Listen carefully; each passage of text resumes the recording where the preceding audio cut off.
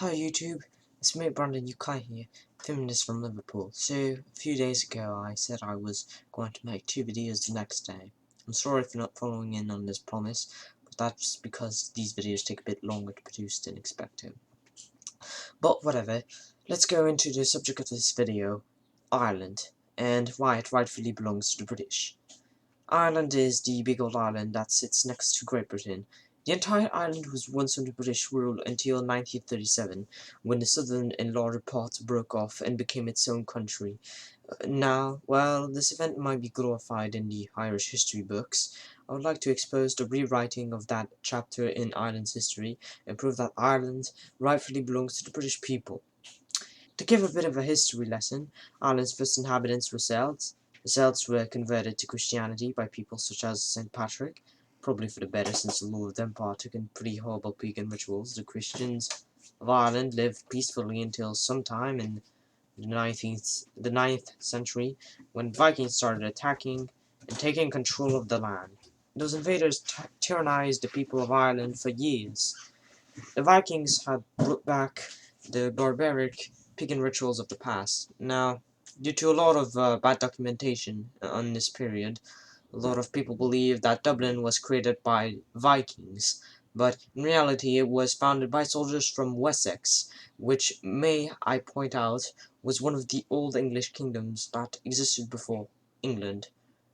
King Aethelwulf had ordered his men to create Dublin as an outpost during a war to liberate Ireland from the cruel Vikings.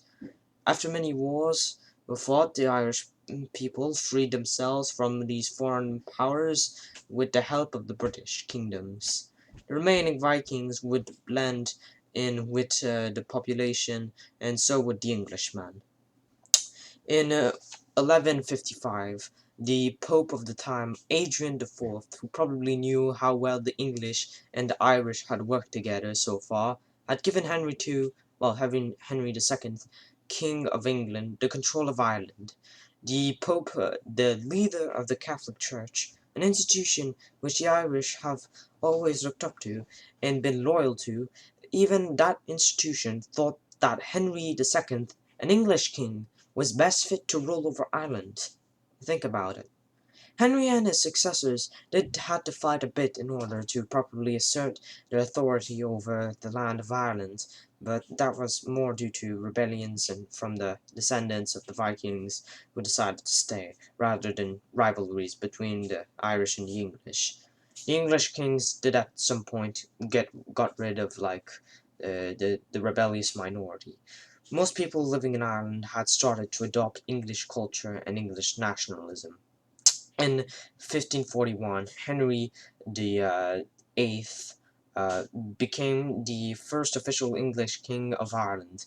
These people, the people of both England and Ireland loved him, but who didn't like Henry the Eighth?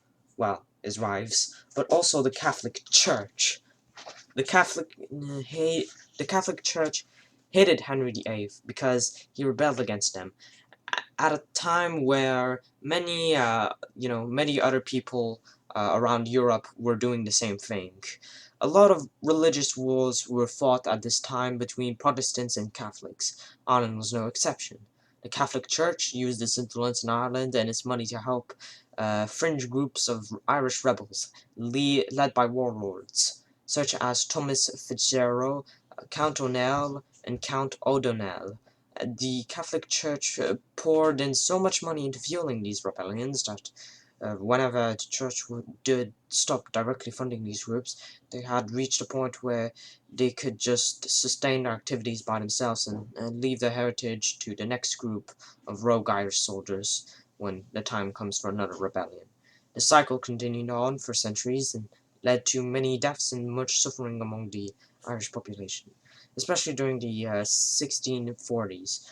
Near the end of the 19th century, things seemed to be calming down until the 1910s, when a new wave of extremist groups in Ireland started to make people fear the threat of a civil war. These groups were able to do so because of the fortune left by their predecessors.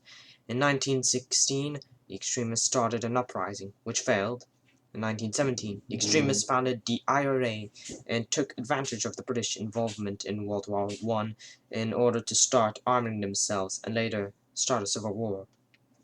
Some politicians tried using negotiation to stop the war, but the IRA was eager to continue the fighting.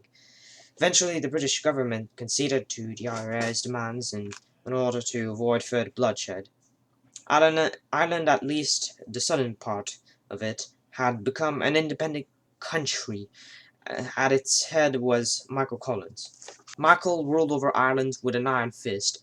Most of the people in this Irish Free State were very unhappy because, contrary to the IRA's narrative, most people were tired of the extremist Catholic groups and still felt loyalty towards the British Crown.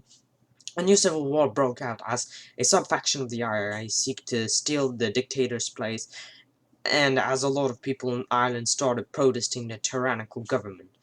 Despite Michael Collins' assassination, his side still won the war. His successors further contributed to destroying the shared culture between the Irish and the British, and rewriting the history of the previous conflicts. In Northern Ireland, the IRA terrorized the Protestant population by acts of violence and sabotage. In recent years, the IRA have rewritten the history of Northern Ireland in order to make themselves look like the victims. This has all been done to serve an agenda. The agenda of unification between Southern and Northern Ireland. The IRA could not be satisfied with stealing Southern Ireland. These power-hungry extremists also want to take Northern Ireland and deport its inhabitants. So now that this video is over, you can now understand where I'm coming from when I say that Ireland is an illegitimate country.